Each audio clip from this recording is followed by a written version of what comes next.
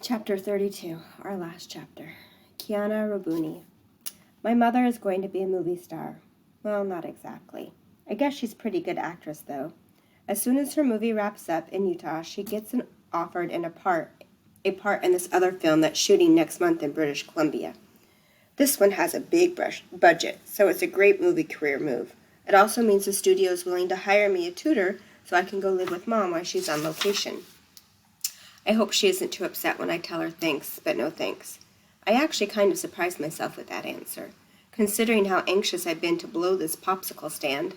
And believe me, it's not, repeat, not, because Aldo asked me to the fall ball, which is this big dance that they throw before Thanksgiving break.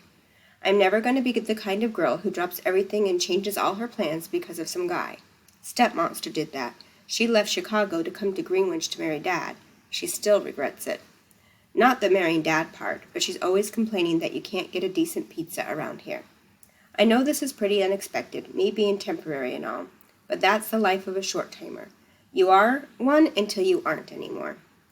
You start putting down roots. I've got friends and a baby brother who'll be taking his first steps in the next few months. Besides, Stepmonster finally got around to registering me at school, so I probably owe it to her to hang around for a while. A few days later, Mom calls from the Vancouver airport to see if I've changed my mind. Shooting stars in 3 more days, so this is the last chance for the studio to bring in a tutor. That's okay, I tell her. I've decided to finish out the year here. Besides, I add, smiling to myself, you don't hire a tutor for an unteachable like me.